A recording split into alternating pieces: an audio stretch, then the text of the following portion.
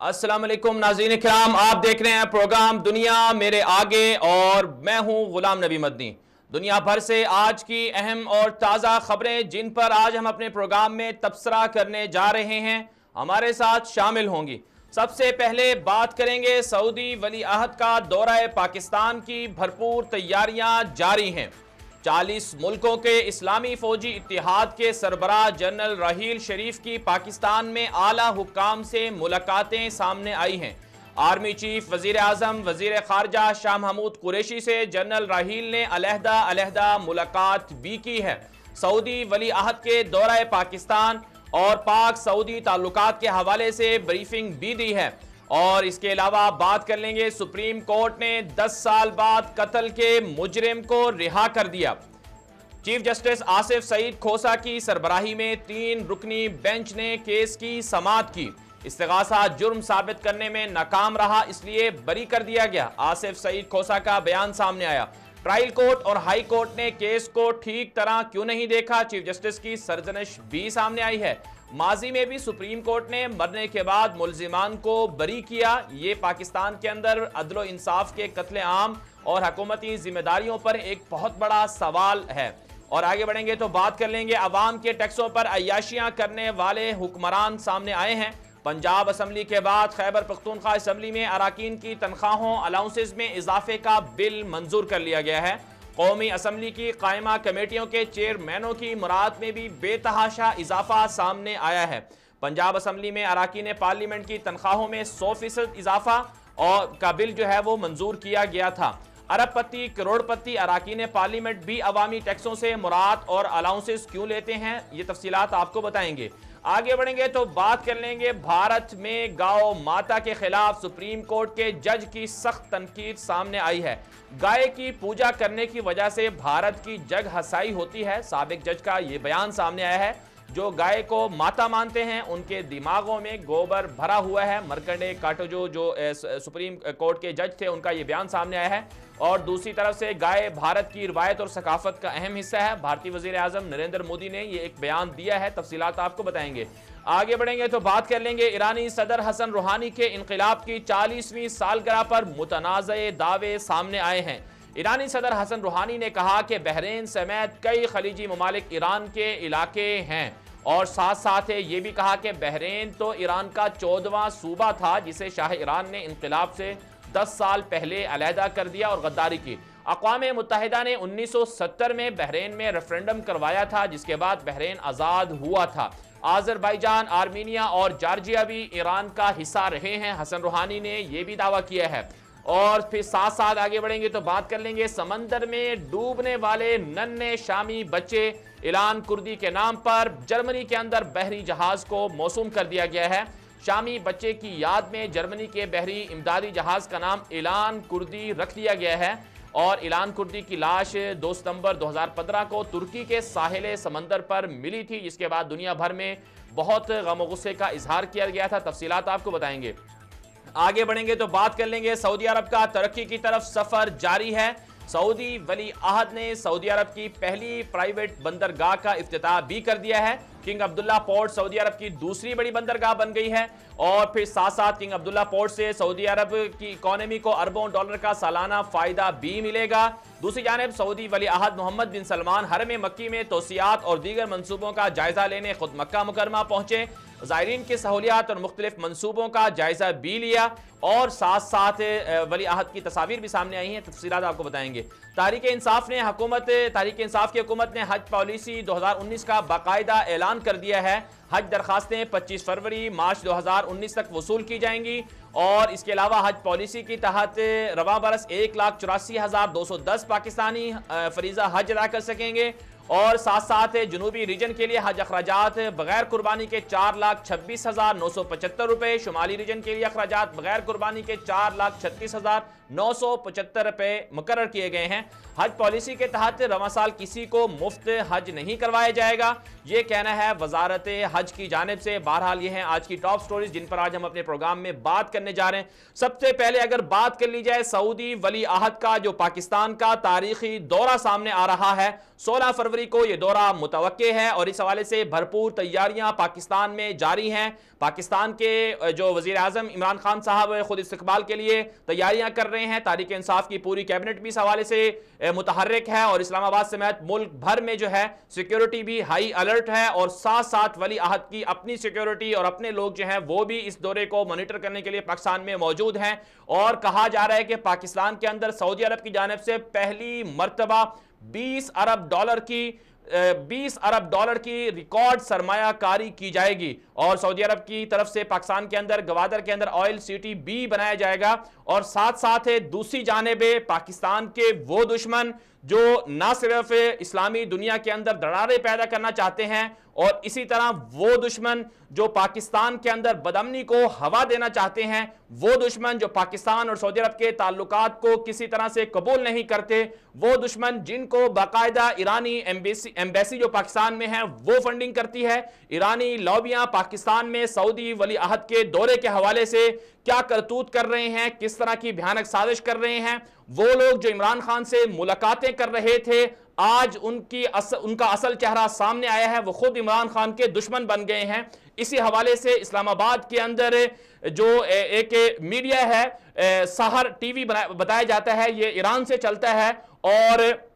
4 زبانوں میں اس کی نشریات بتائی جاتی ہیں. سحر میڈیا کی ایک رپورٹ سامنے آئی ہے جس میں ایرانی ایمبیسی کی طرف سے چند لوگوں کو فنڈ کر کے اسلام آباد نیشنل پریس کلب کے سامنے انہیں جمع کیا گیا اور ان کو سعودی ولی عہد کے خلاف نعرے بازی اور سعودی ولی عہد کے دورے کو سبوتاژ کرنے کے لیے ابھارا گیا. یہی وجہ ہے کہ یہ لوگ جب اسلام آباد کے پریس کلب کے سامنے باہر جمع ہوئے تو انہوں نے سعودی عرب کے بارے میں سعودی ولی عہد کے دورہ پاکستان کے خلاف کیا بیانات دیے, یہ ہم آپ کو انہی کی زبان میں اور انہی کے ٹی وی چینل کی ایک رپورٹ میں آپ کو یہ تفصیلات اور حقائق آپ کو دکھا دیتے ہیں.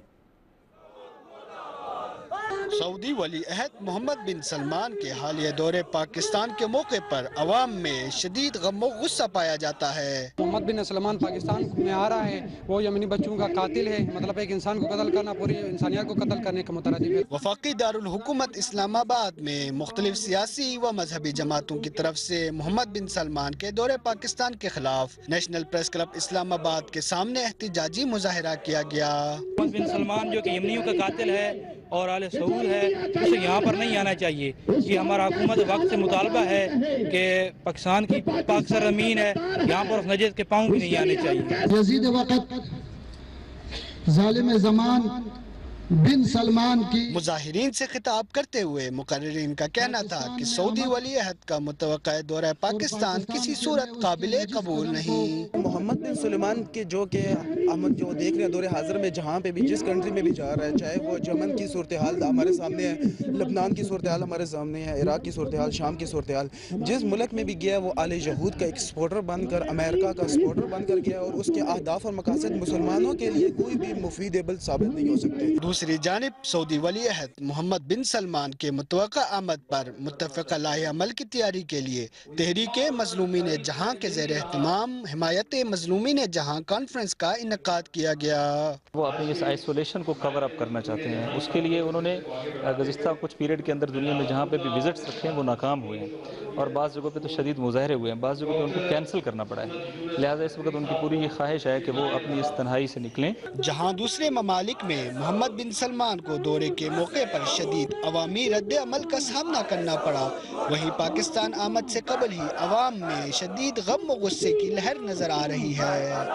جہاں سعودی ولی عہد محمد بن سلمان نے اپنے متوقع پاکستان دورے سے بہت سارے توقعات وابستہ کیے ہوئے ہیں, وہیں شدید عوامی رد عمل سے ان کے توقعات پہ پانی پھر سکتا ہے. جی ہاں ناظرین کرام, آپ نے یہ رپورٹ ملاحظہ کر لی اور اس رپورٹ میں آپ نے دیکھ لیا سعودی ولی عہد جو پاکستان کے اندر 20 ارب ڈالر کی خطیر سرمایہ کاری کرنا چاہتے ہیں, ان کے خلاف پاکستان کے اندر موجود ایرانی ایمبیسی لوگوں کو ابھارتی ہے, لوگوں کو اسلام آباد نیشنل پریس کلب پر کھڑا کر کے پاکستان اور سعودی عرب کے تعلقات کو خراب کرنے کے لیے ان سے نعرے بازی کروائی جاتی ہے، سعودی ولی عہد کے خلاف بیان بازیاں کی جاتی ہیں۔ ہمیں اس سے کوئی اعتراض نہیں ہے کہ سعودی ولی عہد نے کیا کیا کیا نہیں کیا، ان کے خلاف آپ نعرے بازی کریں، جو مرضی کریں، لیکن سوال یہ ہے کہ آخر پاکستان کے اندر جب سعودی ولی عہد دورہ کر رہے ہیں، ان کو دورے سے روکنے کے لیے وال چاکنگ کی جاتی ہے اور ساتھ ساتھ مرد آباد کے نعرے لگائے جاتے ہیں، اور پھر عمران خان صاحب سے وہ لوگ جو عمران خان صاحب سے ملاقاتیں کر رہے تھے، ناصر عباس شیرازی مجلس وحدت المسلمین کی، اس کی تصویر بھی ہم آپ کو اپنی سکرین پر دکھائیں گے، ان ناصر عباس شیرازی نے عمران خان سے ملاقات کی، عمران خان ان کے دھرنوں میں گئے، سب کچھ ہوا، لیکن وہ پاکستان کے خلاف ان کی ویب سائٹ پر یہ بات لکھی ہے کہ انہوں نے اس دورے کی مذمت کی ہے۔ مجھے اس بات کی سمجھ نہیں آتی ہے کہ پاکستان کے اندر جب ایٹم بم بنایا جا رہا تھا، اس وقت سعودی عرب نے پاکستان کو اربوں ڈالر کی مدد کی، اور سعودی عرب پاکستان کا واحد ایسا دوست تھا۔ جب 1998 کے اندر پاکستان نے ایٹمی دھماکے کیے، پاکستان پر پابندیاں لگا دی گئی، پاکستان کی معیشت کو دیوالیہ کر دیا گیا، اس وقت سعودی عرب نے پاکستان کو 2 ارب ڈالر سے زائد کا مفت میں پیٹرول دیا، اور پاکستان کی حمایت میں سعودی عرب کھڑا ہو گیا، عالمی دنیا کو بتا دیا کہ سعودی عرب پاکستان کے خلاف کوئی بھی پابندیاں قبول نہیں کی جائے گی۔ دوسری طرف سے آپ ہماری سکرین پر یہ تصاویر کچھ دیکھ رہے ہیں، یہ وہ تصاویر ہیں جو کل ہم نے دیکھا ایران کی 40ویں جب سالگرہ تھی، اس وقت پاکستان کی شاہراہوں پر لگائی گئیں۔ ایک طرف سے ایران کے بارے میں یہ کہا جاتا ہے، اور دوسری طرف سے یہی لوگ جو ایران سے فنڈ لیتے ہیں، ایران کے فنڈ سے اپنے میڈیا نیٹ ورک چلاتے ہیں، وہ پاکستان کے خلاف اس طرح کی حرکات کر رہے ہیں جسے کسی طور پر بھی قبول نہیں کیا سکتا۔ ہر پاکستانی، ہر میڈیا چینل، ہر حکمران، ہر سیاستدان، ہر پاکستانی جو سیاستدان ہے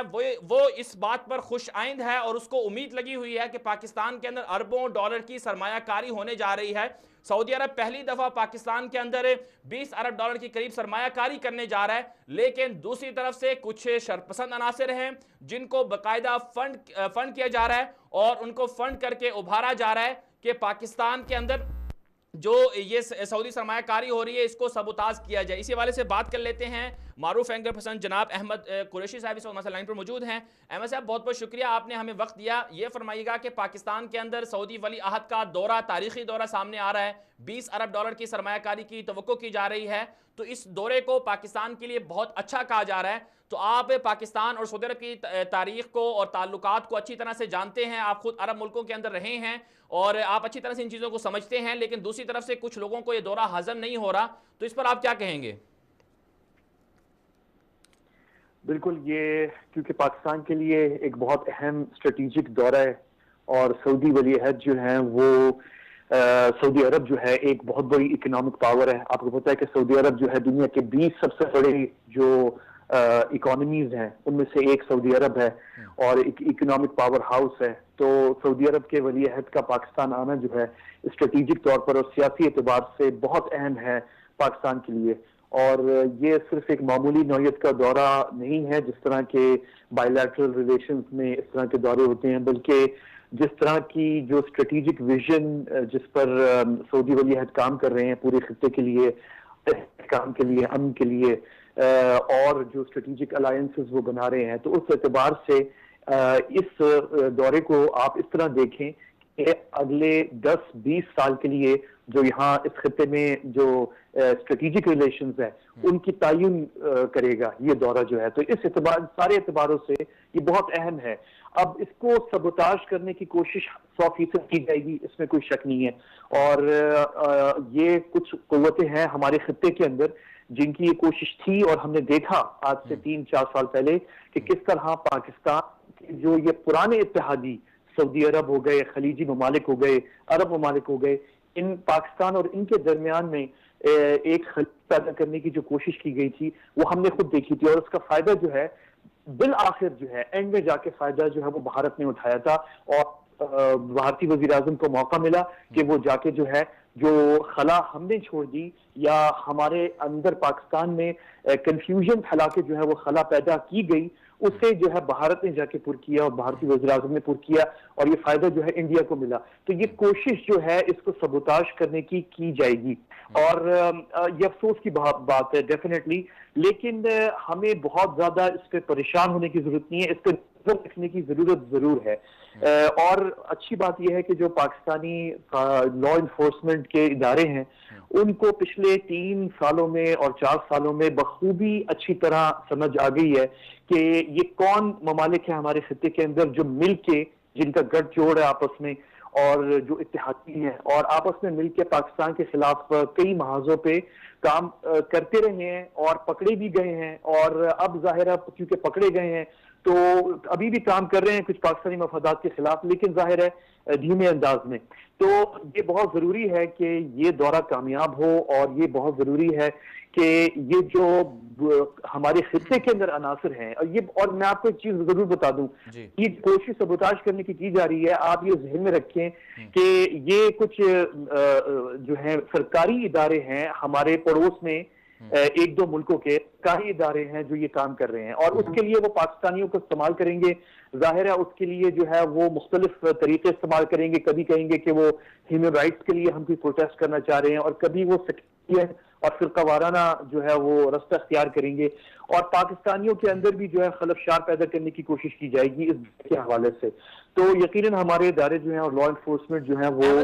بالکل اس سے ہمارے ادارے تو انہوں نے کام بھی کیا ہے اور ابھی تک بھی اس پہ اچھی طرح سے وہ دیکھ رہے ہیں اس کو. ایک اور بات جو سمجھ میں آتی ہے کہ ظاہر سی بات ہے انڈیا بھی پاکستان کے اندر اس طرح کی چیزیں نہیں چاہتا ہے اور ساتھ میں پاکستان کا بدقسمتی سے پڑوسی ملک ہم تو اس کے ساتھ اچھے تعلقات رہنے چاہتے ہیں, ایران وہ بھی نہیں چاہتا کیونکہ ان کا آپس میں بہت ساری چیزوں میں اشتراک ہے. تو ابھی جو ہم نے ایک ویڈیو دیکھی ہے کہ سہر ٹی وی ہے, یہ میڈیا نیٹ ورک ہے ان کا, انہوں نے اس جو دورہ ہے اس کے خلاف مظاہرے کیے ہیں. تو آپ نے ماضی میں دیکھا ہوگا, تاریخ بھی آپ دیکھتے ہیں اچھی طرح سے کہ سعودی عرب کی طرف سے پاکستان کے بارے میں سعودی عرب نے بہت زیادہ امداد دی. جب ہم ایٹمی توانائی کے حصول کر رہے تھے ہم پابندیاں لگی ہوئی تھیں مختلف اوقات میں پیٹرول وغیرہ کے حوالے سے اور اب بھی دے رہا ہے سعودی عرب. لیکن دوسری طرف سے ایران سے کیا کبھی ہمیں کچھ ملا ہے؟ ایران کے ایک حکومتی ادارہ جو یہ ویب سائٹ ہے اور نیوز ویب سائٹ ہے جو کہ سرکاری ویب سائٹ ہے, اس پہ اس طریقے سے پاکستان کے اندر ایک تیسرے ملک کے خلاف جو ہے اس طرح کا ڈس انفارمیشن اور پروپیگنڈا کرنا بہت تشویشناک ہے. یہاں پہ ایک بہت اہم سوال ہے, ہم اپنے ایرانی دوستوں سے پوچھنا چاہتے ہیں, وہ بہت ضروری ہے, اور وہ یہ ہے کہ اگر بھارتی وزیر اعظم نریندر مودی آپ کے ایران کا دورہ کرتا ہے اور کئی دفعہ کر چکے ہیں وہ, اور وہ پاکستان میں دہشت گردی میں ملوث ہیں, تو کیا ایران کے اندر کوئی وہاں پہ اس طرح کی ڈیمونسٹریشن اور پروٹیسٹ نکلوا سکتا ہے؟ کیا یہ پاکستان سے کوئی ایسا کام کر سکتا ہے کہ ایران میں آپ کے مہمان کے خلاف جو ہے پروٹیسٹ کروائے؟ تو یہ بڑی سیریس چیز ہے اور میں اس پہ تھوڑا سا حیران ہوں, کیونکہ میرا خیال یہ تھا کہ شاید ایسا نہیں ہوگا, کیونکہ آپ کو یاد ہے آج سے 1-1.5 سال پہلے پاکستان کی اعلیٰ قیادت, فوجی قیادت بھی, پاکستان کے آرمی چیف بھی ایران گئے تھے اور جو ہے کئی بہت آفیشیل جو ہے ایکسچینجز ہوئے ہیں پاکستان ایران کے درمیان, اور یہ سننے میں آ رہا تھا کہ یہ طے ہو گیا ہے کہ ایران کو بھی بتا دیا گیا ہے کہ دیکھیں نہ آپ ہمارے مفادات کے خلاف کام کریں گے, ہمارے بھی مفادات ہیں مڈل ایسٹ میں اور ایران کے بھی ہیں, نہ ہم آپ کے مفادات کے خلاف کام کر رہے ہیں اور نہ آپ نے ہمارے مفادات کے خلاف کام کرنا ہے. تو یہ انڈرسٹینڈنگ ہو چکی ہے. تو اب یہ کہ وہاں کے کچھ سرکاری آؤٹ لیٹس نیوز کے ایرانی حکومت کے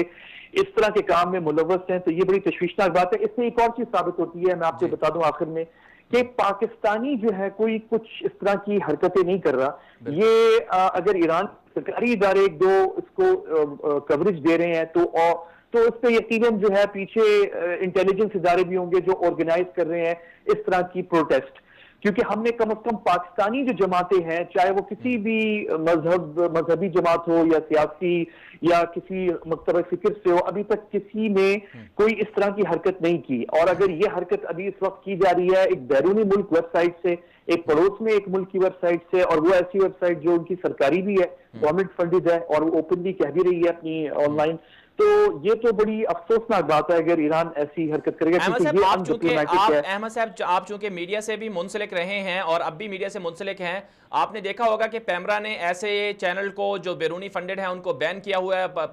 پابندی لگائی ہوئی ہے. سہر ٹی وی کے پاس بھی لائسنس تو نہیں ہے پاکستان کے اندر پیمرا کا, لیکن اس کے باوجود وہ کوریج کر رہی ہے, اس کا ان کے پاس باقاعدہ لوگو ہے, یہ سب چیزیں ہیں, تو اس پر پھر ایکشن تو بنتا ہے. اس میں کوئی شک نہیں ہے, کیونکہ میرے خیال میں تو کوئی ایسا چینل پاکستان میں نہیں چل رہا ہے اور نہ ان کو کوئی ایسا دیا ہوگا چلانے کے لیے. اب وہ کہیں اچانک میں کوئی نکال لے اور ویڈیو بنا کے اپنی ویب سائٹ پہ جو کہ پاکستان کے باہر ہے اس پہ لگا دے, تو اس پہ ڈیفینیٹلی پیمرا کو جو ہے وہ نظر رکھنی چاہیے. لیکن ایک چیز ہم کلیئرٹی کر لیں کہ تمام پاکستانیوں کے مفاد میں اچھے تعلقات سعودی عرب سے اور خلیجی ممالک سے تمام پاکستانیوں کے مفاد میں ہیں. سب سے بڑا جو ڈیاسپورا ہے پاکستانی, جو کمیونٹی ہے پاکستان کے باہر, وہ یورپ اور امریکہ میں نہیں, خلیج میں ہے اور سعودی عرب میں بالخصوص ہے, اور اس میں تمام پاکستانی ہیں بغیر کسی تفریقے کے, بغیر کسی ڈسکریمنیشن کے, چاہے وہ پاکستانی جو ہے کسی خاص مکتب فکر سے تعلق رکھتا ہو یا کسی خاص سیاسی جماعت کو سپورٹ کرتا ہو. اور یہ وہ ممالک ہیں ہمارے حلیف جو تمام پاکستانیوں کے لیے انہوں نے دروازے کھولے ہیں. تو میرے خیال میں کوئی پاکستانی نہیں ہے جو اس طرح کی شیطانیت یا ایسی حرکت کرنا چاہے گا کہ ایک مہمان پاکستان کا جو بہت اہم ملک کا مہمان ہے ان کے خلاف جو ہے اس طرح کی حرکت کی جائے. اور میرے خیال میں یہ سفارتی آداب کے بالکل مخالف ہے کہ ان کی موجودگی میں کوئی پڑوس ملک جو ہے, جیسے کہ اب یہ سامنے ایک دو ثبوت آ رہے ہیں, یہ جو ویب سائٹ کا آپ نے بھی ذکر کیا ہے, تو یہ غلط بات ہوگی کہ یہ اس طرح کی حرکت کریں. اس پہ نوٹس جو ہے ہماری حکومت کو لینا چاہیے, اور ہمارے اپنے دوستوں کو, ایران ہمارا بھائی برادر مسلمان ملک ہے, ان کو بتانا چاہیے کہ یہ حرکت جو کر رہے ہیں یہ غلط ہے.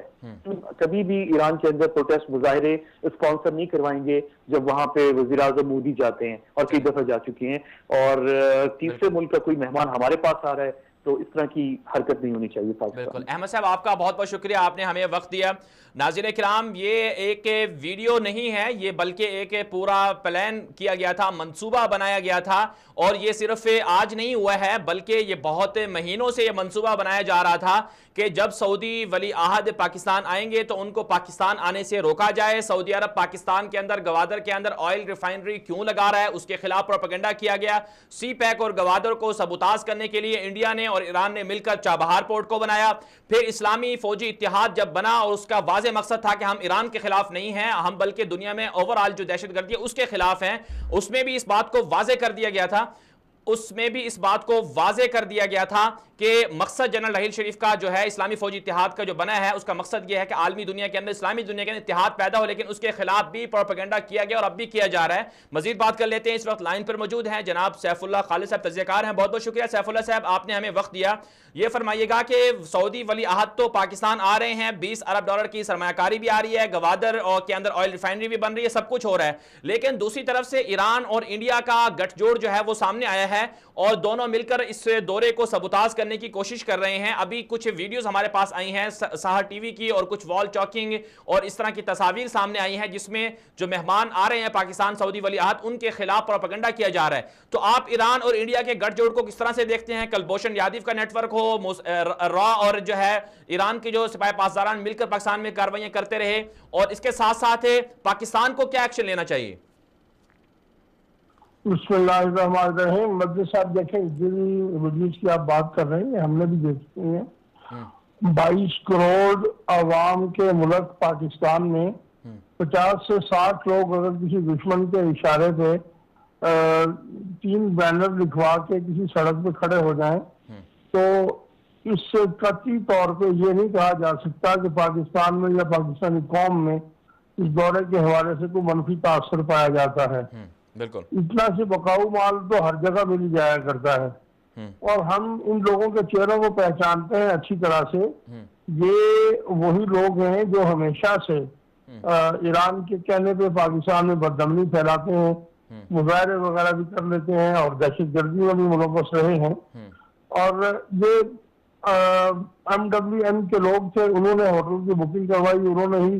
اس کے بعد 60-70 لوگ اچانک سڑک پہ آئے اور بینر کھول کے 2-2.5 منٹ کی نعرے بازی کی اور غائب ہو گئے. تو یہ تو ایسے ہی ایک اسپانسرڈ جلوسی تھی جس کو کہہ سکتے ہیں. کہتے ہیں کہ اسے ایرانی ایمبیسی کی طرف سے کچھ فنڈڈ ہوتی ہے, ایران کی طرف سے فنڈڈ ہوتی ہے. یقینی سی بات ہے, یہ لوگ انہی کے اشارے پہ, ہم ان سارے لوگ جو اس مظاہرے میں شریک تھے اور پھر اس کی جو ہوٹل میں بکنگ کروائی گئی, یہ وہی لوگ تھے جو ہمیشہ سے ایران کی فنڈنگ پہ کام کرتے ہیں, اور ان کے مقاصد جو ہیں ایران کی فنڈنگ, ایران کا پیسہ کھانا ہے. اور آپ دیکھیں کہ وہ ایک ملک کی فنڈنگ کے ساتھ یقینی بات ہے وہ کوئی 100 یا ہزاروں میں تو نہیں ہوتی, اس کے باوجود وہ 60-70 سے زیادہ بندے اپنے ہی مسلک کے اپنے لوگوں کو نہیں اکٹھا کر سکے. بالکل یہ اس سے آپ اندازہ کر لیں ان کا. اور دوسری بات کہ انہیں اپنے نام سے احتجاج کرنے کی ضرورت نہیں ہوئی, اپنے نام سے وہ بینر بھی لگانے کی ضرورت کسی نہیں ہوئی. انہیں پتہ ہے کہ پاکستانی قوم جوتے مارے گی. یہ ایک نیا نام لے کے وہ نکلے ہیں جی. وہ کیا مجلس مظلومین کا نام تھا, کوئی مجلس مظلومین, تحریک مظلومین. ہاں, مجلس مظلومین جہان. وہ ایک احمقانہ سا نام اور ایک احمقانہ سی ایکٹیویٹی ہے. اگر ان میں اتنی پیسے ہی لے کے اگر کرنا ہے تو اپنے نام سے تو آؤ نا, سامنے پتہ چلے کون لوگ ہیں. بالکل. اچھا یہ فرمائیں سیف اللہ صاحب, یہ فرمائیں کہ جس طرح سے گوادر کے اندر آئل ریفائنری بن رہی ہے اور جنرل راحیل شریف بھی پاکستان میں آئے ہیں, تو اس کا نیا کوئی اسلامی فوجی اتحاد کے حوالے سے بھی کوئی نئی پیش رفت ہو رہی ہے؟ پھر ساتھ ساتھ پاکستان کے اندر جو گوادر ہے اس حوالے سے سعودی عرب کی سرمایہ کاری, اس سے کیا فوائد ملیں گے؟ دیکھیں جی, جہاں تک یہ دو الگ الگ چیزیں ہیں, جہاں تک راحیل شریف صاحب کا پاکستان آنا ہے تو میں یہ سمجھتا ہوں کہ جو اسلامی فوجی اتحاد بنا تھا دہشت گردی کے خلاف,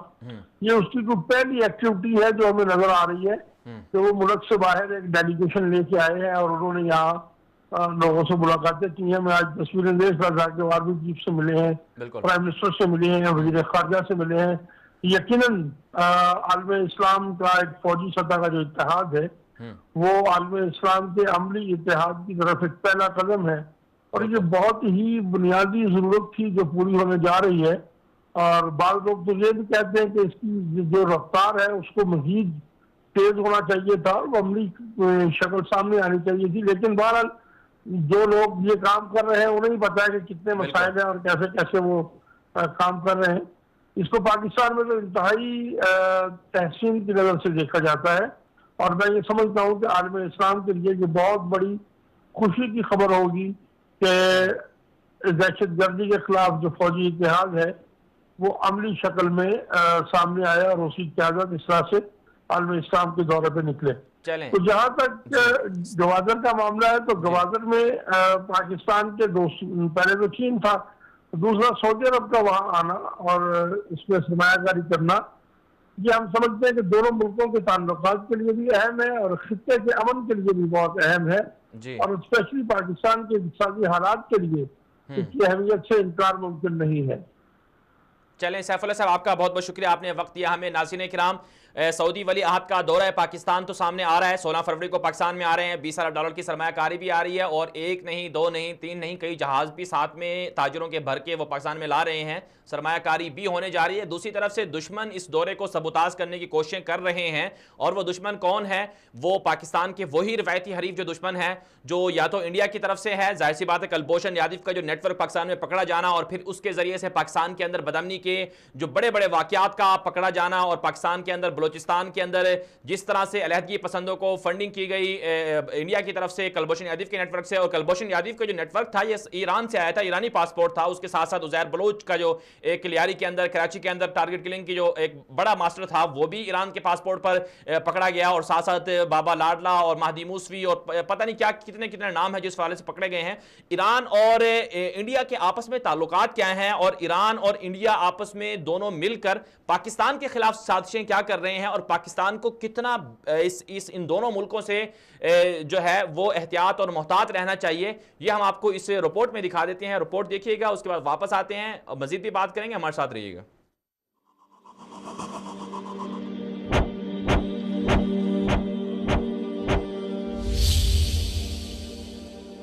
ایران انڈیا گٹھ جوڑ اور پاکستان کو لاحق خطرات. ایران اور انڈیا کے باہمی تعلقات کی ابتدا 1950 میں ہوئی. دونوں ملکوں کے باہمی معاہدوں کا جائزہ لیا جائے تو 2002 میں عملاً پہلی بار دونوں ملکوں کے درمیان بڑے پیمانے پر دفاعی معاہدے ہوئے, اور ایران نے انڈیا سے بھاری مقدار میں اسلحہ خریدا. 2003 میں انڈیا اور ایران نے باہمی تعلقات کو مضبوط بنانے کا عزم کرتے ہوئے کہا کہ دونوں ملک مل کر افغانستان پر توجہ مرکوز رکھیں گے اور افغانستان میں ترقیاتی کاموں میں بھرپور حصہ لیں گے. چنانچہ انڈیا 2001 سے اب تک تقریباً $2.2 بلین سے زائد رقم افغانستان میں خرچ کر چکا ہے. حتیٰ کہ افغانستان کی پارلیمنٹ کی نئی بلڈنگ بھی انڈیا نے بنائی.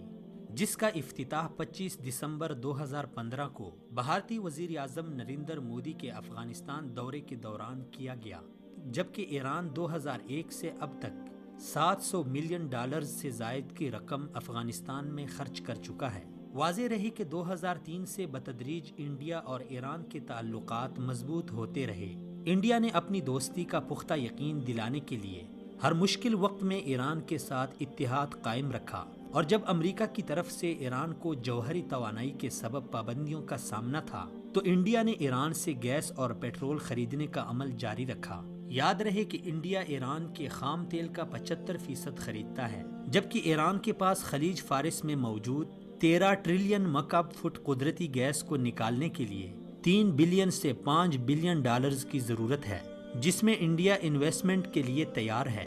انڈیا ایران کی قدرتی گیس کو انڈیا منتقل کرنے کے لیے فی الوقت 1400 کلومیٹر زیر سمندر پائپ لائن بچھانے کا منصوبہ بنا رہا ہے، جو چابہار پورٹ سے ہوتی ہوئی براستہ عمان انڈیا پہنچے گی، جس کے ذریعے روزانہ 31 ملین کیوبک سے زائد گیس منتقل ہو سکے گی۔ اس کے لیے انڈیا اور ایران کے درمیان 2016 میں $4.5 بلین کا معاہدہ بھی ہو چکا ہے۔ انڈیا کی اس خواہش کی تکمیل کے لیے چابہار بندر پورٹ کے مکمل ہونے کا انتظار ہے۔ ایک رپورٹ کے مطابق 2016 تا 2017 کے درمیان دونوں ملکوں کے درمیان تقریباً $13 بلین کی باہمی تجارت ہوئی۔ 2016 میں انڈیا کے وزیر اعظم نریندر مودی پہلی بار ایران کے دورے پر گئے۔ اس دورے کے دوران انہوں نے ایران کے ساتھ پہلی بار $500 بلین کی خطیر رقم کے معاہدے کیے۔ $500 بلین کی یہ رقم چابہار پورٹ سمیت ایران میں ریل، روڈز اور دیگر ترقیاتی کاموں پر خرچ کی جائے گی۔ بعد ازاں 15 فروری 2018 کو ایرانی صدر تقریباً 10 سال بعد پہلی بار 3 روزہ آفیشل دورے پر انڈیا پہنچے۔ اس دورے کے دوران ایرانی صدر حسن روحانی نے بھارتی وزیر اعظم کے ساتھ 9 معاہدے کیے۔ ان معاہدوں میں اہم معاہدہ 18 ماہ کے لیے چابہار پورٹ کو انڈیا کے حوالے کرنا اور انڈیا کو سلامتی کونسل کی مستقل رکنیت کے لیے ویٹو پاور کی حمایت کرنا شامل ہے۔ ایران اور انڈیا کے باہمی تعلقات کا مختصر جائزہ لینے کے بعد یہ حقیقت سامنے آتی ہے کہ پاکستان کے خلاف ایران اور انڈیا دونوں کے اہداف مشترکہ اور بہت زیادہ مماثلت رکھتے ہیں۔ چنانچہ دونوں ملک جنوبی ایشیا میں بالادستی چاہتے ہیں۔ دونوں ملک مل کر افغانستان پر کنٹرول حاصل کرنا چاہتے ہیں، جس پر کسی حد تک دونوں کامیاب بھی ہو گئے ہیں۔ دونوں ملک پاکستان کو بائی پاس کر کے سینٹرل ایشیا اور یورپ کی منڈیوں تک رسائی چاہتے ہیں، جس کے لیے گوادر پورٹ کے مقابلے میں ایک طرف چابہار پورٹ پر تیزی سے کام جاری ہے تو دوسری طرف عراق، شام، لبنان اور یمن میں ایران اپنے مفادات کو محفوظ بنانے کے لیے کوشاں ہے۔ اسی طرح دونوں ملک دفاعی طور پر پاکستان کو کمزور کرنے کے لیے پاکستان کی اسٹریٹجک ڈپتھ پر قبضے کے لیے بھی جدوجہد کر رہے ہیں۔ اسٹریٹجک ڈپتھ یعنی تصویراتی گہرائی یا تصویراتی تبدیلیاں ایک ایسی عسکری اصطلاح ہے جسے دنیا بھر میں عسکری ادارے اپنی دفاعی حکمت عملی کے لیے استعمال کرتے ہیں تاکہ دشمن کے خطرات سے بچنے کے لیے اسٹریٹجک ڈپتھ کو استعمال کر کے ممکنہ نقصان سے بچنے کی کوشش کی جائے۔ سیاسی طور پر اسٹریٹجک ڈپتھ سے مراد ایسی پالیسی لی جاتی ہے کہ جس کے ذریعے کوئی بھی ملک دشمن ممالک کے خطرات سے نمٹنے کے لیے بالترتیب اپنے قریبی ممالک پر فوکس کر کے ہمہ وقت ان کے ساتھ بہترین اور خوشگوار تعلقات استوار کرنے کی کوشش کرتا ہے۔ یاد رہے کہ پاکستان کی اسٹریٹجک ڈپتھ افغانستان کو سمجھا جاتا ہے۔ سوویت یونین کی افغانستان میں دراندازی کے وقت پہلی بار 1980 کی دہائی میں افغانستان کو پاکستان نے اسٹریٹجک ڈپتھ ڈکلیئر کر کے ممکنہ خطرات سے بچنے کے لیے جدوجہد کی، جس کے نتیجے میں سوویت یونین کو شکست ہوئی اور پاکستان سوویت یونین کے پاکستان کے گرم پانیوں تک رسائی کے خوفناک عزائم سے محفوظ رہا۔ امریکہ کی افغان جنگ میں ناکامی کے بعد امریکہ سمیت پاکستان کے روایتی پڑوسی حریف ایران اور انڈیا پاکستان کی اسٹریٹجک ڈپتھ کو مکمل کنٹرول کر کے پاکستان کو دفاعی طور پر کمزور کرنا چاہتے ہیں، جس کے لیے افغان بارڈر سمیت بلوچستان میں وقتاً فوقتاً کشیدگی کا بڑھنا افغانستان کا پاکستان کے ساتھ دوستی کے رشتے کو چھوڑ کر ایران اور انڈیا پر انحصار کرنا شامل ہے۔ پاکستان مخالف ایران انڈیا گٹھ جوڑ کا اندازہ کلبھوشن جیسے بھارتی جاسوس سے بھی لگایا جا سکتا ہے کہ کس طرح وہ دونوں ملکوں کے عشیرباد سے پاکستان میں دہشت گردی کرواتا رہا۔ ایران انڈیا گٹھ جوڑ کی حقیقت حال کو جانچنے کے لیے ایران انڈیا تعلقات نامی کتاب کی مشہور بھارتی مصنفہ سجاتا ایشوریا چیما کی اپنی کتاب میں لکھی اس تحقیق پر پاکستان کو اچھی طرح غور کرنا چاہیے، جس میں انہوں نے واضح طور پر کہا کہ ایران اور انڈیا کے درمیان 2003 میں طے پانے والے معاہدے کے وقت نیو دہلی ڈکلیریشن میں یہ بات طے پائی تھی کہ انڈیا اور پاکستان کی ممکنہ جنگ کے وقت ایران انڈیا کو اپنے فوجی اڈے سپرد کرے گا۔ جی ہاں ناظرین کرام، آپ نے یہ تحقیقی رپورٹ ملاحظہ کی، آپ نے اس میں دیکھا ہوگا کہ کس طرح سے ایران اور انڈیا کا آپس میں یارانہ ہے، گٹھ جوڑ ہے، اور انڈیا پاکستان کو کسی طرح سے بھی ترقی یافتہ نہیں دیکھنا چاہتا۔ انڈیا پاکستان کو کمزور کرنے کے لیے ہر حربہ آزماتا ہے جو اس کے بس میں ہوتا ہے۔ انڈیا نے افغانستان کی کٹ پتلی حکومت کو یرغمال بنایا، انڈیا نے ایران کو یرغمال بنایا، دونوں نے مل کر پاکستان کے خلاف سازشیں کی، اور اس وقت سی پیک کا جو ایک تاریخی منصوبہ چل رہا ہے جس میں سعودی عرب بھی شامل ہو رہا ہے اور ساتھ ساتھ متحدہ عرب امارات بھی شامل ہو رہا ہے، ان دونوں ممالک کے شامل ہونے سے یہ دنیا کا سب سے بڑا اور تاریخی اور سب سے زیادہ سرمایہ کاری والا اور سب سے زیادہ اس جو منصوبہ ہے اس کے ذریعے سے تجارت ہوگی، یہ بن جائے گا سی پیک۔ تو اس کو سبوتاژ کرنے کے لیے نہ صرف چابہار پورٹ بنائی گئی بلکہ اس کو سبوتاژ کرنے کے لیے مختلف طرح سے کوششیں کی جا رہی ہیں، اربوں ڈالر سالانہ فنڈنگ کی جاتی ہے دونوں ممالک کی طرف سے ان لوگوں کو، ان لابیوں کو جو اس منصوبے کو سبوتاژ کرتے ہیں۔ اس کے لیے جو سب سے بنیادی ہدف ہے وہ میڈیا کا ہے اور سوشل میڈیا کا ہے۔ ایسے لوگ اور ایسی ٹیمیں بٹھائی ہوئی ہیں جو نہ صرف سی پیک کے خلاف تنازع کھڑا کرتے ہیں اور احتجاج کرتے ہیں، اور بلکہ وہ پاکستان کے خلاف، پاکستان کے جو دوست ممالک ہیں ان کے خلاف بھی سازشیں کرتے رہتے ہیں۔ اب جو سعودی ولی عہد کا دورہ سامنے آ رہا ہے، اس حوالے سے جو اسلام آباد کے اندر انہی فنڈڈ لوگوں نے جو مظاہرے کیے ہیں اس کا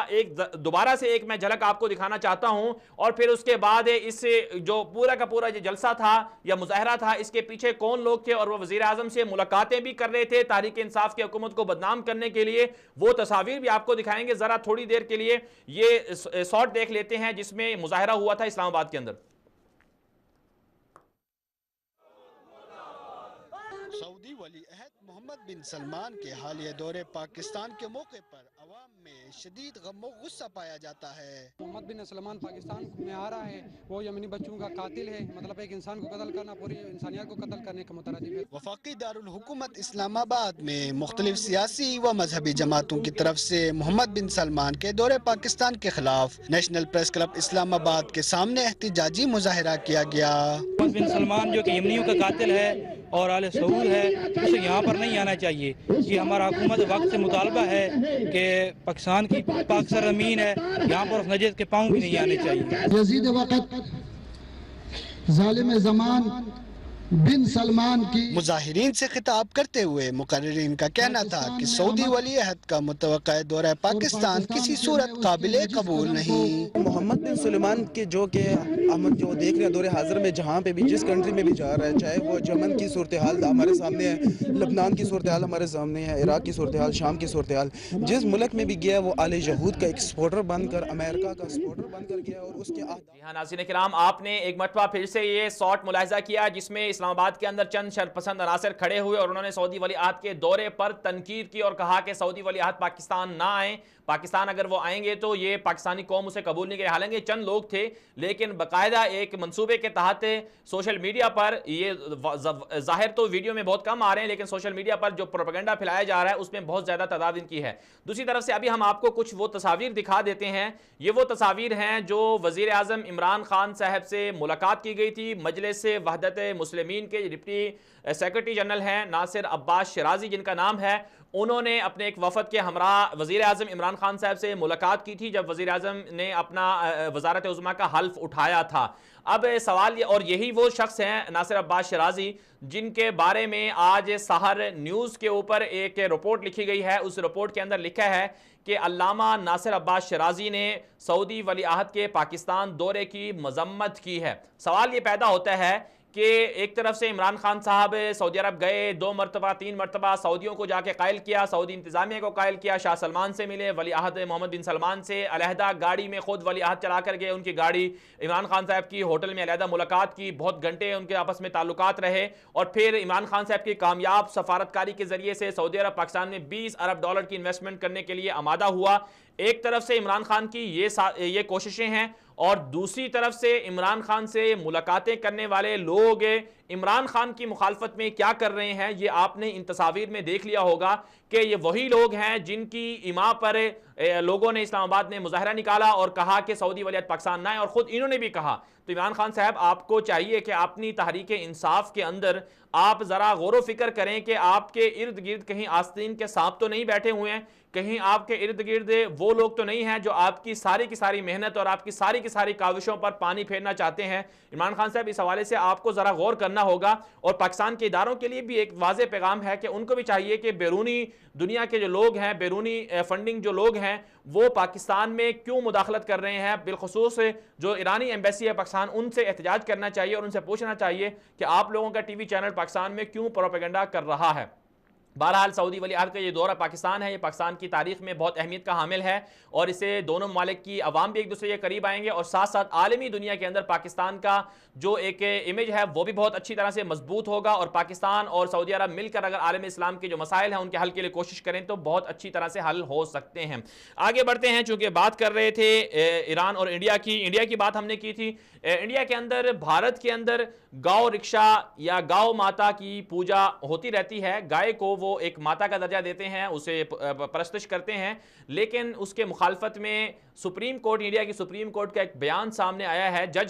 جج نے کہا ہے جو لوگ گاؤ کو یا گائے کو ماتا کہتے ہیں، اس کی پوجا کرتے ہیں، وہ لوگ دراصل جو ہیں ان کے دماغ میں گوبر بھرا ہوا ہے، وہ لوگ عقل مند نہیں ہیں، وہ احمق لوگ ہیں۔ اور دوسری طرف سے وزیر اعظم نریندر مودی بھارت کے، وہ یہ کہہ رہے تھے آج ایک تقریب کے اندر کہ جو گائے ہے وہ ان کی روایت اور ثقافت کا حصہ ہے، اور وہ کسانوں کو گائے پالنے کے لیے بہت پیسے دیں گے۔ لیکن انڈیا کے اندر یہ گاؤ ماتا ہے کیا چیز، گاؤ رکشا ہے کیا چیز، اس حوالے سے ایک رپورٹ ہے، ذرا وہ رپورٹ دیکھ لیتے ہیں، اس کے بعد واپس آتے ہیں، ہمارے ساتھ رہیے گا۔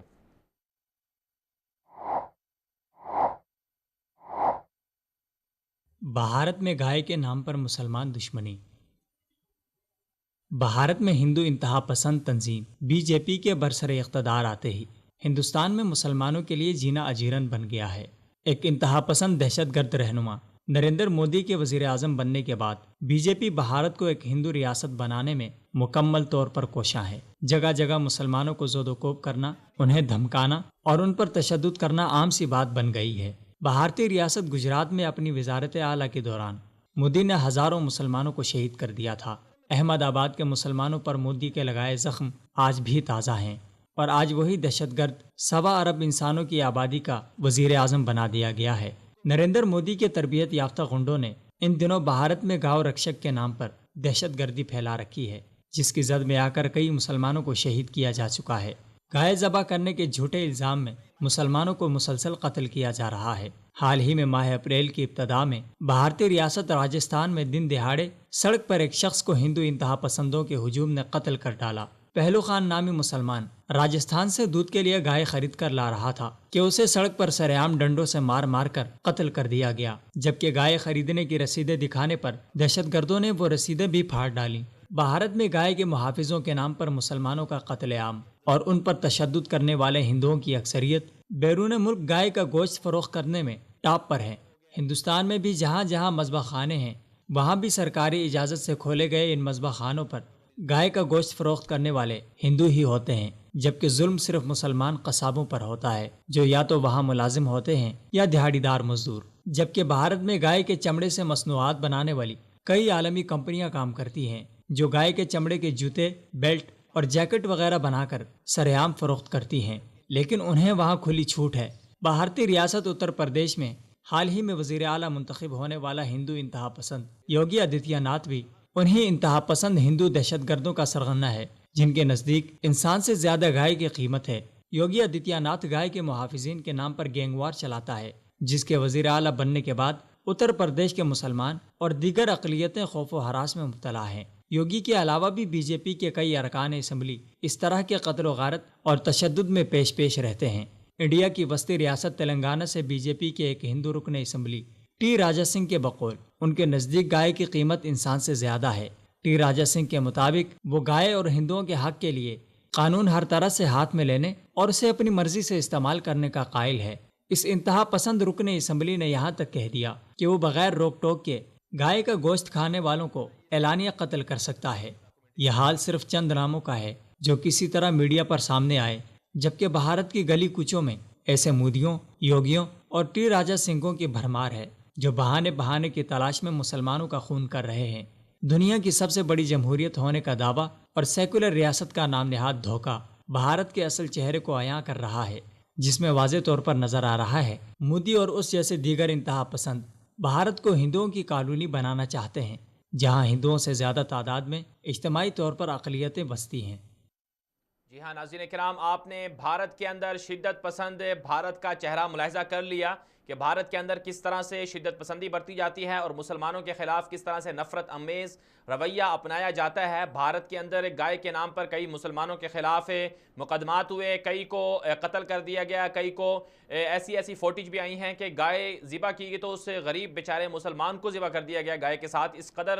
افسوسناک اور دل سوز جو ہیں واقعات سامنے آتے رہتے ہیں، لیکن دوسری طرف سے بھارت کے سپریم کورٹ کے سابق جج نے کہا ہے کہ گائے جو ہے یہ بھارت کے اندر کوئی بڑی چیز نہیں ہے کہ اس کو پوجا کی جائے، اس کو ماتا بنایا جائے، یہ بھی عام جانوروں کی طرح ایک جانور ہے۔ تو اس حوالے سے بھارت کے اپنے ہی لوگ جو ہے گاؤ ماتا کی مخالفت کر رہے ہیں، تو اس سے بھارت کے شدت پسند ہندوؤں کو سمجھ لینا چاہیے کہ وہ جو انسانیت کی پامالی کرتے ہیں، مسلمانوں پر مظالم ڈھاتے ہیں، ان کو اس سے باز آ جانا چاہیے۔ آگے بڑھتے ہیں، بات کر لیتے ہیں تہران سے۔ تہران کے اندر چونکہ خمینی انقلاب کی 40ویں سالگرہ کل منائی گئی تھی اور اس سالگرہ کے موقع پر ایرانی جو صدر ہیں حسن روحانی، انہوں نے خطاب کیا تھا۔ خطاب میں ایرانی صدر نے متنازع دعوے بھی کیے تھے۔ وہ متنازع دعوے کیا تھے؟ ایرانی صدر نے یہ کہا کہ بحرین جو ہے وہ ایران کا 14واں صوبہ تھا، جسے انقلاب یعنی خمینی انقلاب سے 10 سال پہلے جو ہے وہ بحرین کو دے دیا گیا۔ اور اس کے ساتھ ساتھ انہوں نے کہا کہ آذربائیجان، آرمینیا اور جارجیا کے جو علاقے ہیں وہ بھی ایران کا حصہ تھے، اور پھر ساتھ ساتھ خلیجی ممالک کے حوالے سے بھی کہا کہ وہ بھی ایران کا حصہ تھے۔ یہ متنازع دعویٰ اور متنازع بیانات سامنے آئے ہیں ایرانی صدر حسن روحانی کے حوالے سے، جو نہ صرف خلیجی ممالک کے اندر بدامنی پھیلانے کی کوشش کر رہے ہیں اور بالخصوص عراق کے اندر، شام کے اندر، یمن کے اندر اور دیگر ممالک کے اندر ایرانی جو ملیشیائیں ہیں وہ سرگرم ہیں۔ ایران کا بنیادی طور پر نظریہ یہ ہے کہ ولایت فقیہ جو یعنی کہ پوری دنیا پر ایران کی حکمرانی ہو، یہ ان کا نظریہ ہے۔ اس بنیاد پر وہ لوگوں کو ابھارتے ہیں۔ بالخصوص جو سب سے بڑی افسوسناک بات ہے، ہم اگر ایران کی بات کرتے ہیں تو اس کا مطلب یہ نہیں کہ ہم ایرانی عوام کی مخالف ہیں یا ایرانی عوام کی مخالفت میں ہم ایسی بات کرتے ہیں، بالکل ایسا نہیں ہے۔ ہم ان چند لوگوں کی چہرہ دکھاتے ہیں دنیا کو، ان چند لوگوں کے بارے میں دنیا کو بتانا چاہتے ہیں جو لوگ خود کو اسلامی کہتے ہیں، جو لوگ خود کو بڑا امن کا دعویدار کہتے ہیں۔ ان کا اصل چہرہ تو یہ ہے کہ وہ اپنے قوم کا پیسہ جو ہے وہ بیرونی دنیا میں صرف کر رہے ہیں، عراق میں صرف کر رہے ہیں، شام میں صرف کر رہے ہیں اور لبنان کے اندر اور اسی طرح یمن کے اندر جو ہے وہ پیسہ بہا رہے ہیں، لیکن اپنی عوام جو ہے وہ بیچاری 6 ماہ سے تنخواہیں نہیں مل رہی ہیں، غربت کی وجہ سے سڑکوں پر ہیں۔ تو ہم ان مظلوم ایرانی عوام کی وجہ سے یہ سب چیزیں دنیا کو بتاتے ہیں کہ ان کا ساتھ دیا جائے، ان کے حقوق کا تحفظ کیا جائے۔ آگے بڑھتے ہیں، بات کر لیتے ہیں پاکستان کے اندر سے۔ پاکستان کے اندر ایک خبر سامنے آئی ہے کہ سپریم کورٹ نے آج ایک فیصلہ دیا ہے۔ اس فیصلے میں ایک قتل کے ملزم کو 10 سال بعد بری کر دیا گیا ہے، اور یہ قتل کا ملزم جو تھا اسے بری کیا ہے جسٹس آصف سعید کھوسہ نے، اور اس کیس کی 3 رکنی جو بینچ ہے اس نے سماعت کی تھی اور کہا کہ دراصل استغاثہ جو ہے وہ مجرم کے خلاف جرم ثابت کرنے میں ناکام رہا، اس لیے مجرم کو بری کر دیا جاتا ہے۔ جسٹس آصف سعید کھوسہ پاکستان کے سپریم کورٹ کے چیف جسٹس ہیں، پاکستان کے جج بھی ہیں، اور ان کے فیصلے کافی اس حوالے سے مقبول بھی رہے، اور انہوں نے اس سے پہلے بھی ایک فیصلہ دیا تھا کہ رحیم یار خان بہاولپور کے 2 بھائی تھے، ان پر قتل کا الزام تھا، ان کو انہوں نے 2016 میں بری کیا تھا اور کہا تھا کہ وہ 2 بھائی بے گناہ ہیں، انہوں نے کوئی قتل نہیں کیا۔ اس کے علاوہ بھی آصف سعید کھوسہ صاحب نے کئی اور لوگوں کو بھی اس طرح جن پر قتل کے مقدمات تھے انہیں بری کیا ہے، اور رحیم یار خان کے 2 بھائیوں کو جب بری کیا تھا تو اس کے بعد پتہ چلا کہ ان کو تو 1 سال پہلے پھانسی دے دی گئی تھی۔ اس کے علاوہ بھی سپریم کورٹ کے ایسے فیصلے سامنے آتے رہتے ہیں کہ مجرم جو ہے یا ملزم جو ہیں ان کو پھانسی پر چڑھا دیا جاتا ہے، ان کے مرنے کے بعد جو ہے ان کو بری کیا جاتا ہے۔ یہاں بنیادی طور پر کئی سوالات اٹھتے ہیں. سب سے بڑا سوال تو یہ ہے کہ 10 سال جس ملزم کو آپ نے 10 سال بعد بری کیا تو 10 سال اس کی جو عمر ضائع کی ہے اس کا حساب کون دے گا؟ اور پھر ٹرائل کورٹ اور ہائی کورٹ کے اندر جو فیصلے چلے ہیں، جو مقدمات چلے ہیں، انہوں نے جب غلط فیصلہ سنا اور غلط گواہوں کی بنیاد پر انہوں نے فیصلہ دیا اور مجرم کو 10 سال کے لیے جیل میں ڈالا، تو سوال یہ ہوتا ہے کہ جن ججوں نے یا جن وکلاء نے اور جن اداروں نے ان کو اس جرم میں اندر ڈالا یا 10 سال کے لیے جیل میں ڈالا، کیا ان ججوں کا، کیا ان وکلاء کا، کیا ان ٹرائل کورٹ یا ہائی کورٹ کا محاسبہ بھی ہوتا ہے یا محاسبہ بھی کیا جاتا ہے یا کیا جائے گا؟ یہ بہت بڑا سوال ہے پاکستان کے اندر کہ چھوٹی عدالتیں جو عوام کی انصاف دینے کے لیے بنائی گئی ہیں لیکن وہاں پر عوام کو انصاف نہیں ملتا ہے، عوام در بدر رہتے ہیں. ایک ایف آئی آر جو ہے کئی مہینوں تک نہیں کرتی ہے. بااثر افراد جو ہیں وہ نہ صرف پولیس کے اوپر حاوی ہیں بلکہ پاکستان کی عدالتوں پر، پاکستان کے وکلاء کے اندر افسوس کے ساتھ کہنا پڑتا ہے کہ وکلاء کے اندر رشوت خوری کا معاملہ انتہائی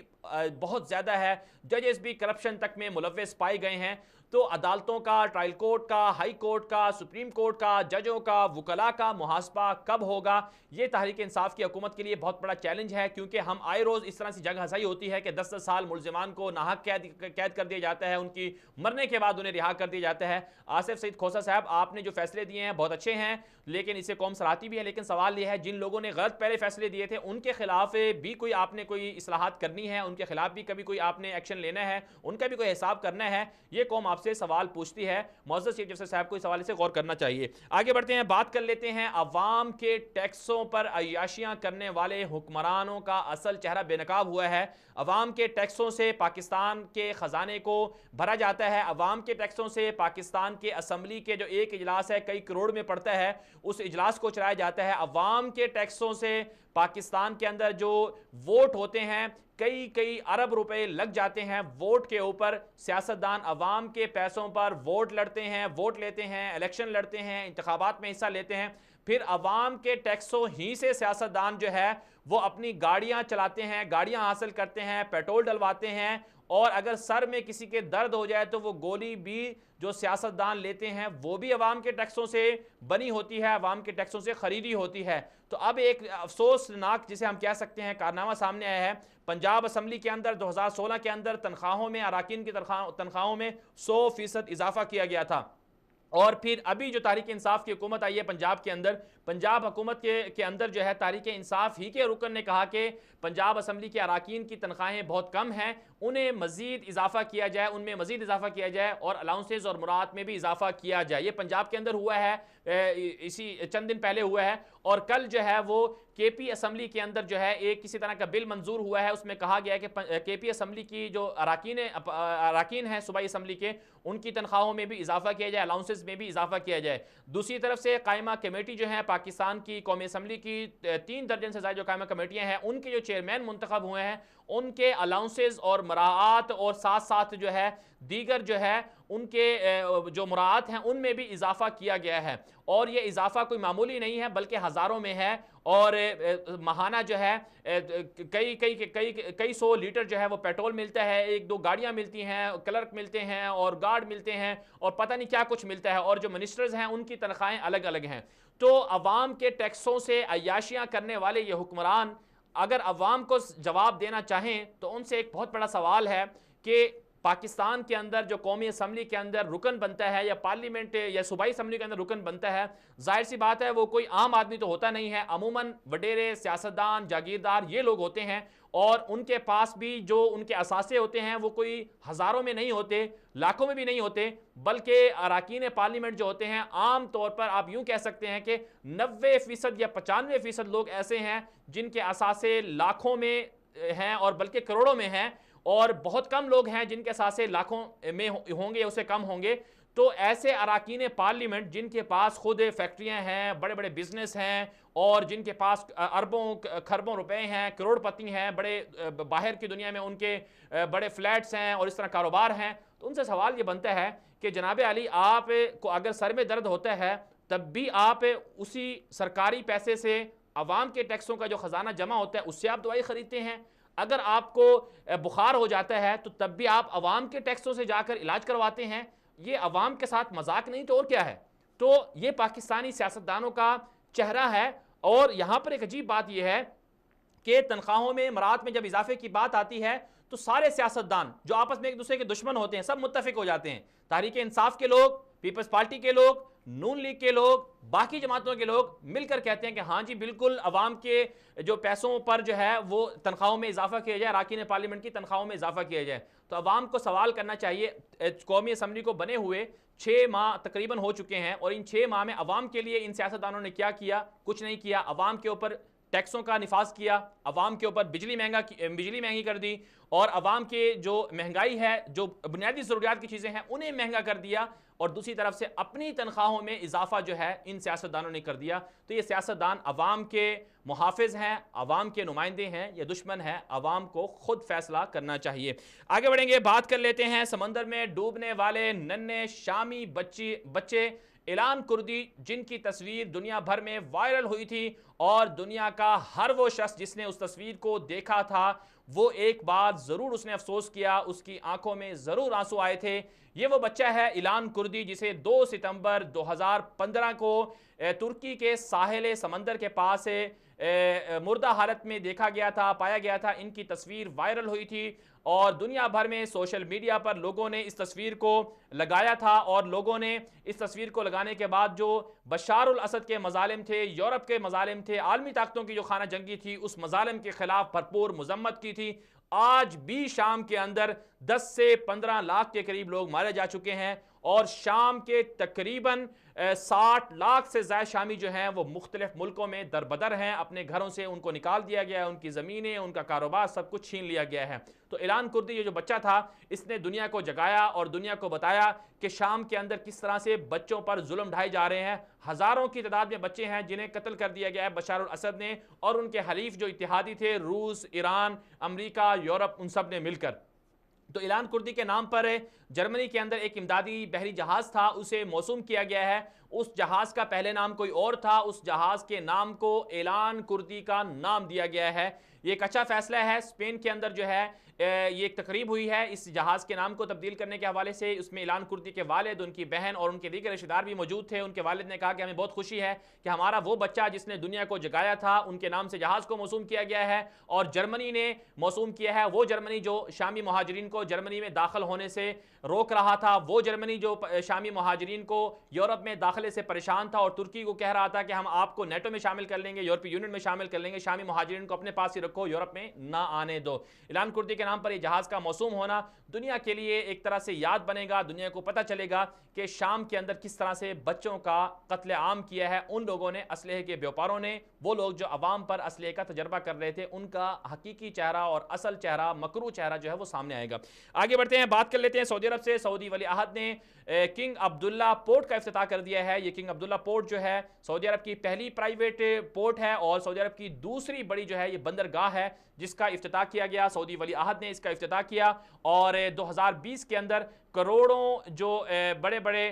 کنٹینر ہیں وہ اس پر لینڈ ہوں گے، بڑے بڑے جہاز یہاں پر آئیں گے اور سعودی عرب کی اکانومی کو اربوں ڈالر کا فائدہ ہوگا، یہ کہا گیا ہے اس رپورٹ میں. اور رپورٹ میں کہا گیا ہے کہ یہ کنگ عبداللہ پورٹ کا جو افتتاح کیا گیا ہے اس سے سعودی معیشت کو بھی فائدہ ہوگا اور عالمی دنیا کے ساتھ سعودی عرب کی جو تجارت ہے اس میں بھی فائدہ ہوگا، اضافہ ہوگا. اس کے علاوہ سعودی ولی عہد نے حرم مکی کا دورہ بھی کیا اور ساتھ ساتھ وہاں پر جا کر حرم مکی کی جو توسیعاتی منصوبے تھے ان کا جائزہ لیا. زائرین کرام کو سہولیات جو مہیا کی جاتی ہیں ان کا بھی جائزہ لیا اور جا کر دیکھا اور معلومات کی کہ جو وہاں پر زائرین آتے ہیں ان کو کس طرح سے سہولیات مکہ مکرمہ میں دی جاتی ہیں. اور کچھ تصاویر بھی ایسے سامنے آئی ہیں کہ ولی عہد خود بیت اللہ شریف کے اندر گئے ہیں اور انہوں نے وہاں پر جا کر نماز بھی پڑھی ہے، دعائیں بھی مانگی ہیں اور ساتھ ساتھ بیت اللہ شریف کو غسل بھی دیا ہے. آپ ہماری سکرین پر بھی یہ تصاویر دیکھ سکتے ہیں. تو ولی عہد کا یہ زائرین کے لیے اور بالخصوص شاہ سلمان کا زائرین کے لیے اس طرح کی سہولیات کا جائزہ لینا اور اس طرح کی چیزوں کا کرنا یہ بہت اچھی بات ہے. اور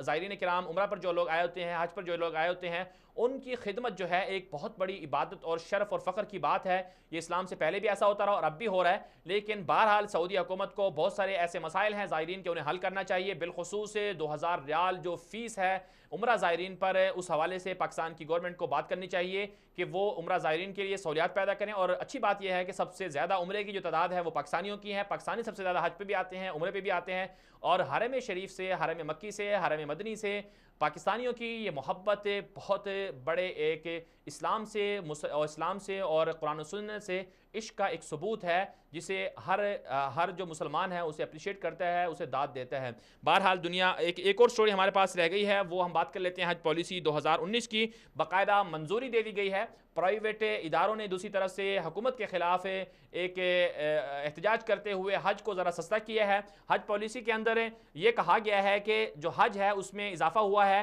اور 4,35,37,000 کے قریب جو ہے وہ حج رکھا گیا ہے، اور ساتھ ساتھ یہ بھی کہا گیا ہے کہ فروری ہی سے جو ہے حج کی درخواستیں وصول کی جائیں گی، مارچ میں قرعہ اندازی ہوگی۔ لیکن دوسری طرف سے حکومت کی حج پالیسی کو حجاج کرام نے جو حج کرنا چاہ رہے ہیں اس سال انہوں نے رد کر دیا ہے۔ انہوں نے کہا کہ بہت حج کو مہنگا کر دیا ہے، اور پھر وفاقی وزیر مذہبی امور نور الحق قادری کہہ چکے ہیں کہ آئندہ حج سستا نہیں ہوگا بلکہ مزید مہنگا ہوگا، اور انہوں نے کہا کہ ہم پرائیویٹ جو ٹورز آپریٹرز ہیں ان کو حج کی ذمہ داریاں سونپنا چاہتے ہیں۔ تو دوسری طرف سے یہ بھی کہا جاتا ہے کہ حکومت جو ہے وہ حج سے انکم بھی حاصل کرتی ہے، منافع کماتی ہے، اور یہ بھی کہا جاتا ہے کہ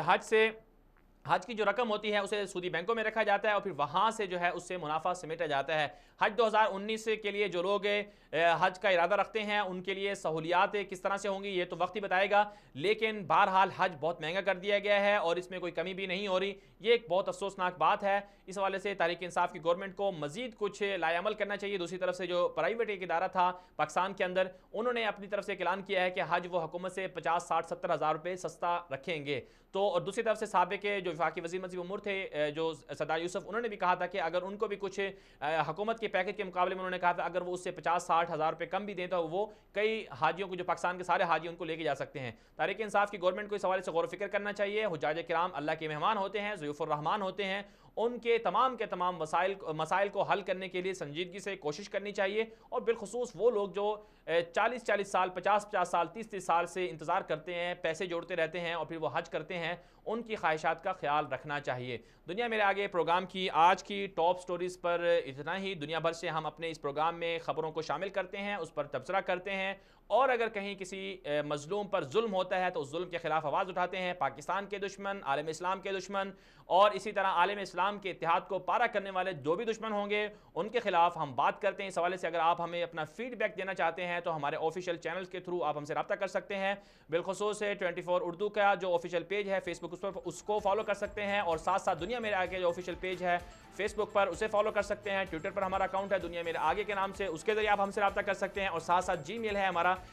دنیا میرے آگے @gmail.com، اس کے ذریعے آپ ہمیں اپنا فیڈ بیک یا کوئی بھی آپ کی تجاویز ہیں وہ ہمیں شیئر کر سکتے ہیں۔ اور اس کے علاوہ ہمارے جو یوٹیوب چینل ہے اسے بھی فالو کر سکتے ہیں 24 اردو ٹی وی کے نام سے۔ یوٹیوب پر ہمارا چینل ہے، دنیا میرے آگے کے نام سے بھی یوٹیوب پر چینل ہے، اس پر تمام ویڈیوز جو نئی ویڈیوز ہوتی ہیں، موضوعات جو ہوتے ہیں وہ سارے کے سارے وہاں پر اپلوڈ ہوتے ہیں، آپ اسے وہاں پر دیکھ بھی سکتے ہیں۔ اور اس کے علاوہ جو اگر آپ کے پاس ایسا موضوع ہو جو آپ چاہتے ہیں کہ اس پر کوئی بات نہیں کر رہا تو ہم اس پر بات کریں گے، آپ وہ ہم تک پہنچا بھی سکتے ہیں۔ آج کے لیے اتنا ہی، اجازت دیجیے، اللہ حافظ۔